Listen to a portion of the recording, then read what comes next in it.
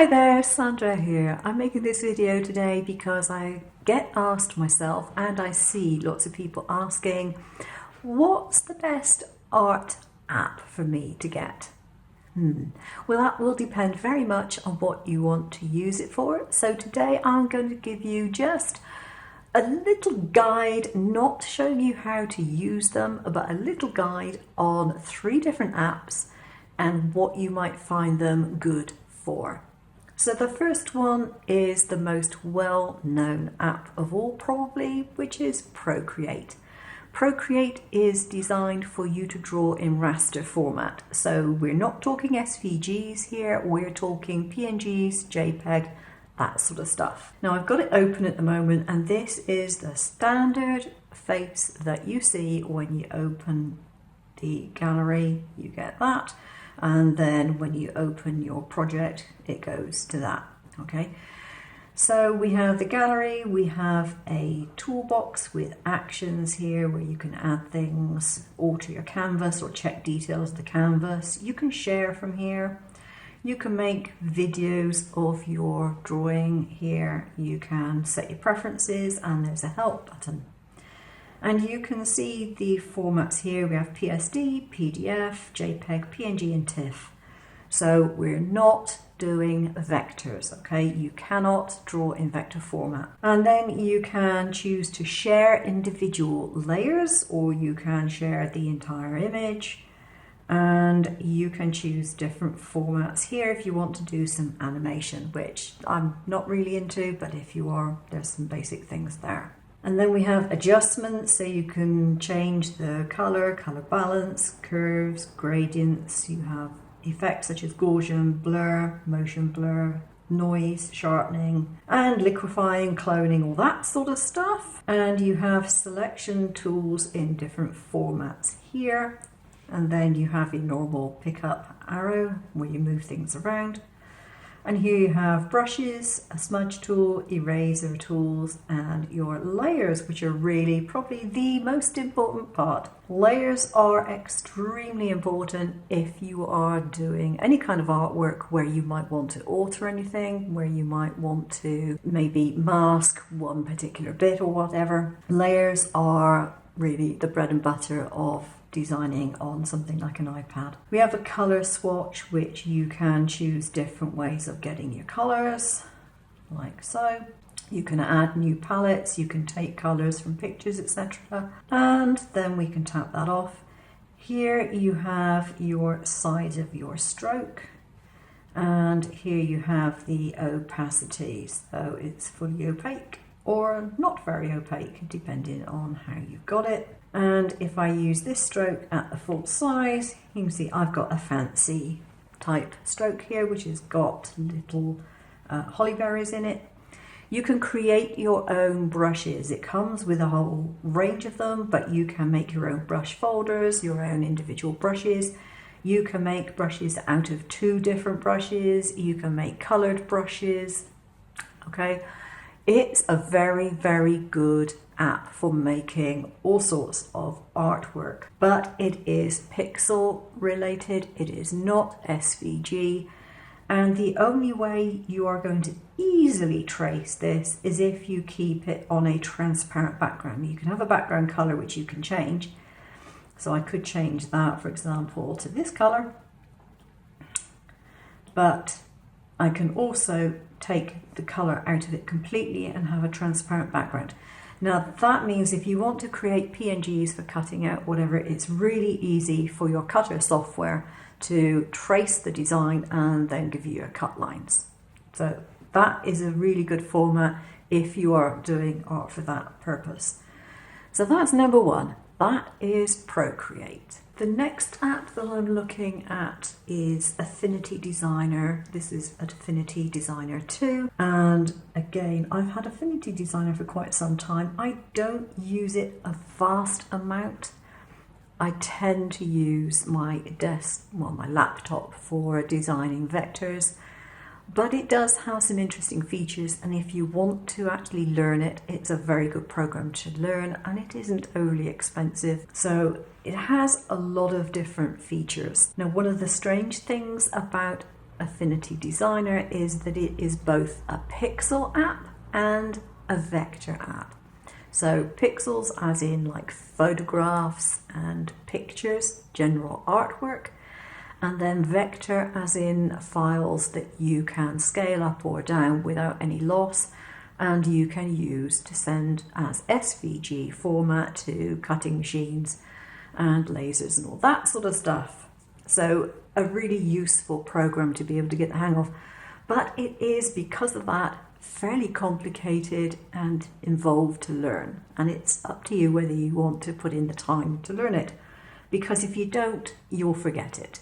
You either have to use it consistently or you're never going to remember how you did whatever you wanted to do. So first off, this blue icon up here on the top left is the vector side of things. So you tap that and you have Designer, the blue one, which is vector, you have pixel, and you have export. These are called personas, but basically they are functions. The vector function, the pixel function, and then an export function. Now that export function can be accessed from other places while you're in process, but that's where you can go to do your export. So when it comes to the vector side of things, it's actually quite useful, and it's got a couple of functions on here which are particularly useful to people who want to cut things out and engrave things and so on and so forth. So a whole raft of tools, from shapes and things to alter them. You have effects and importing of pictures and color effects and various things on this right hand side. And then you have some context tools up on the top. One of the features that it has, which is very handy, is to actually close a path automatically. So if I come up to the pencil here, for example, let's put a color on here such as bright red, like that. That is an open path. You can tell it's a vector because of these nodes, and if you tap on the node tool, you can then alter the shape however it is that you want to alter it. That is the beauty of vector design. But if I want to do a shape and I want it to close because I want it to cut out, for example, if I zoom in here so you can really see, I am going to put my width up a little bit. Right.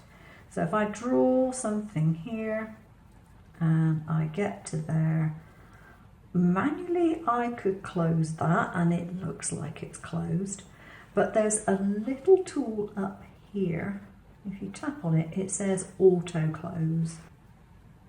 Here we are. You get close and you get the double wobble. Hopefully I'll be able to zoom in when I edit and you'll be able to see that.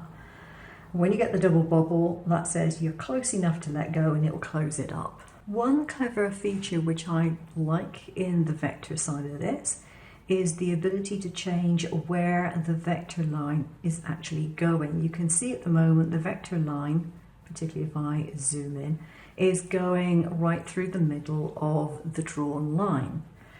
If I come up to the stroke here, this one here, I always go down for that for some strange reason, I can alter that. This is in the middle.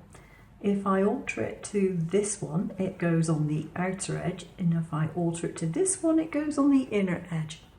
Really handy to be able to do that sometimes when you're designing for cutting. Other than that, it does all the usual vector functions, combining, subtracting, dividing, all the rest of it. So if you want to learn vector drawing on an iPad, this is a pretty good app to go for. So that's the vector side of it, but then it has a pixel side. So let's tap off of here, go to my layers, and if I add a new layer to this, like so, add a pixel layer, you can see I've now got a pixel layer in here. And if I draw on this, I will get the pixel tools, not the vector tools.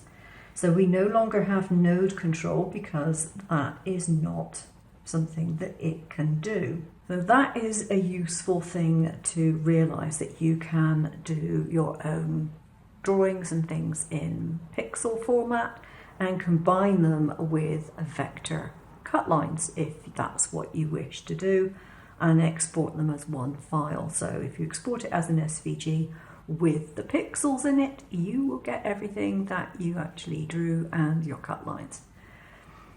So you can make your own brushes in the pixel format. You make pure pixel brushes. In the vector format, you can make brushes which are either pure vector, i.e. they are lines that you can just manipulate, or you can make what is kind of like a hybrid one, where you can have a design that looks like images, pictures of different things, dots, feathers, leaves, whatever it may be that you've drawn, but they are attached to a vector line, and the line itself can be manipulated, and the pixel image pattern that is attached to that brush goes with it. If you want to see more on that, go have a look at some videos by people who are far better at using Affinity than I am, but that is a feature which you may or may not find useful. The other thing that we have is the export, which is just exporting, and you can export it to wherever it is that you want to export it in, whatever format is applicable to the particular type of design that you've done. Phew, got through two. One more to go.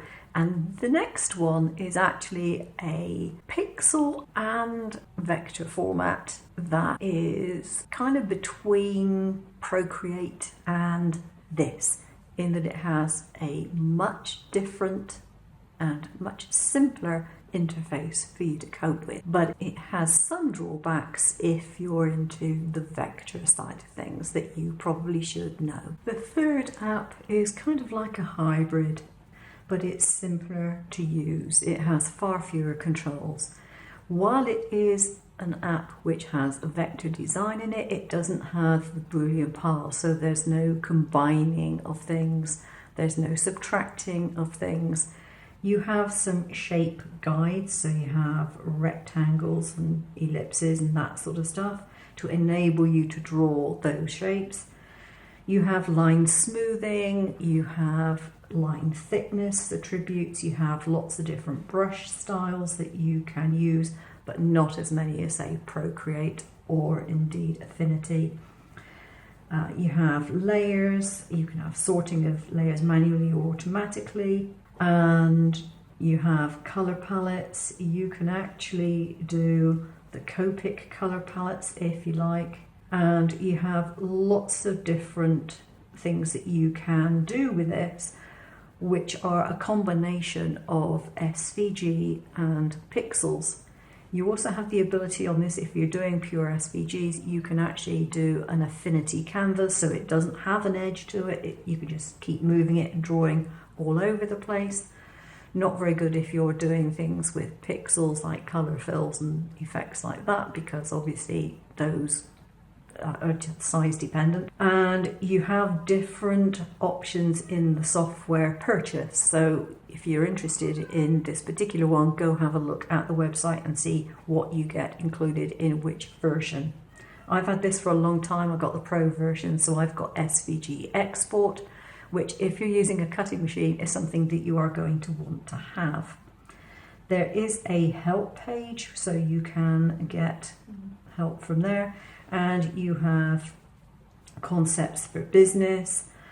They are very responsive if you have questions or problems, or if you want to ask them about anything.